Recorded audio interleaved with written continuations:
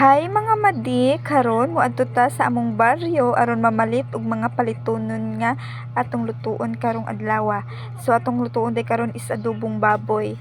So mao may gi-request sa atong papa, nagwapo kaayo, mao atong lutuon syempre. Love gud nato atong papa. So no, palitag adobong ay palitag sangkap para sa atong adobong baboy. So namili na day ko diri mga madi. Kani nagpili na kog ahos, bombay, atsyal ug sili. Syempre gusto di taghalang hat. Mga lami diya basta hat. Then karne dayon, paslice na nato daan ang karne no.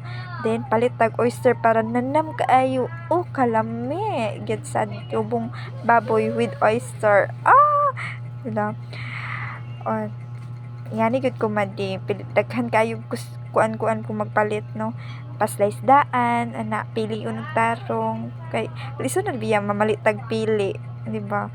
So adto na dayon ta madi, naano dayon ta karon sa tong kusina madi, magluto na ta ug before ang tanan hugasan sa nato ang karni, tapos atong salaon aron mag-ugas siya kay lain di mabasa mahumo siya sa tubig. Then sa ako din pagkuan ani madi, ako before na ko kuan yun si tawag na pakupsan, ako yung ginabot kandaan og asin ang ako ang ang baboy, pero gamay lang na asin ha, pang palasa lang pud niya para dili siya tabang no, gamay lang na asin gyud. Tapos hugasan dayon ang mga dapat pang hugasan, di ba, para hinlo no, ay pareha sa imong oy naway hugas hala kadira dito madi mang ug karon magpanit na ta sa ato ang ahos madi, na perti jud ka tining ahos mo yun din ako ganahan niya, lain pag ang baho ani kay suksok sa kamot, pero sige na lang.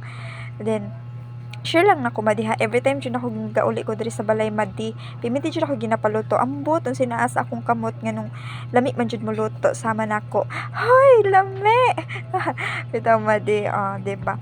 O din kadalasan pud madi kani akong pag-slice og mga lamas no, maglagot pud ko kay piminti ra jud ko masamaran masakitan, murag gugma madi ang akong pagluto-luto, lami man tana pero pasakit na madi.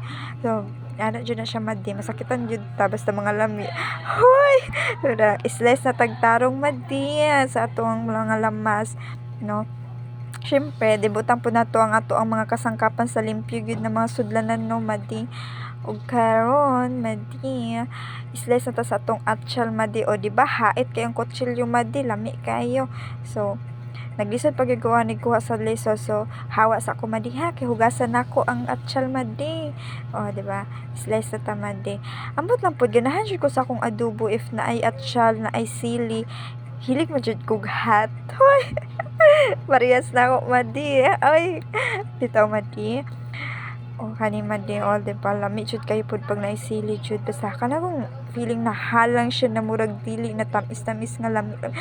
Nga na siya feeling ang sa akong adobo madi, lami kayo bantog terminal ako ginapaluto madi. So yan, ready na ang tanan madi, tuyo suka ana lamas ug kanang mantika madi, design na to madi no.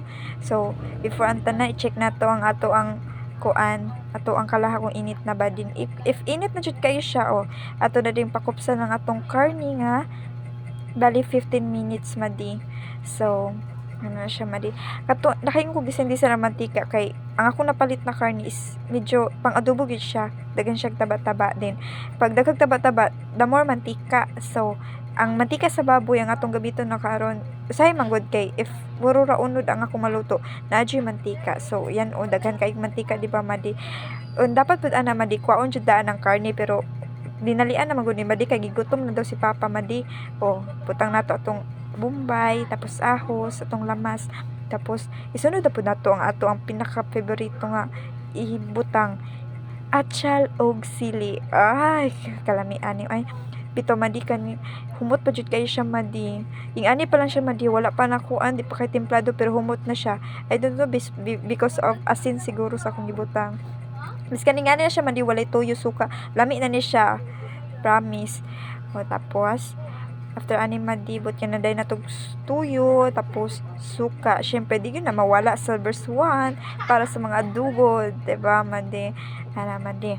Tapos pagkakuan na ni madi, butangan po nato og tubig madi, mga 2 glass sa ako manggod kay dapat yun pahumukon jud madi kay wala na kay ngipon ang atong papa madi, dapat jud humok kaayo kay para mapapayami yun siya kay ma-feel yun niya ang kalami kay kung gahi maglisod siya na imbis malipay siya sa kalami maglagot na noon siya kay gahi no but yan dayon natong magic sarap madi di ba na luto na madi luto na humok na siya madi lami ng kaon ani ni papa madi, diba?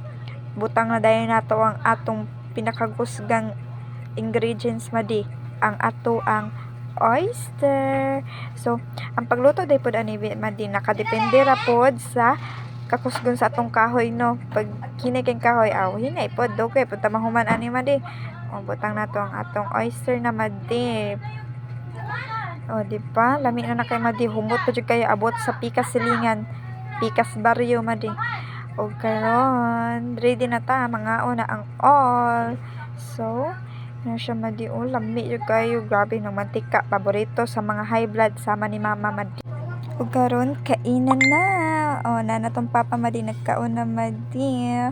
Yummy daw madi, di ba? Ako na good. So that's all. Thank you. Ug daara ang mga ingredients ug procedure madi.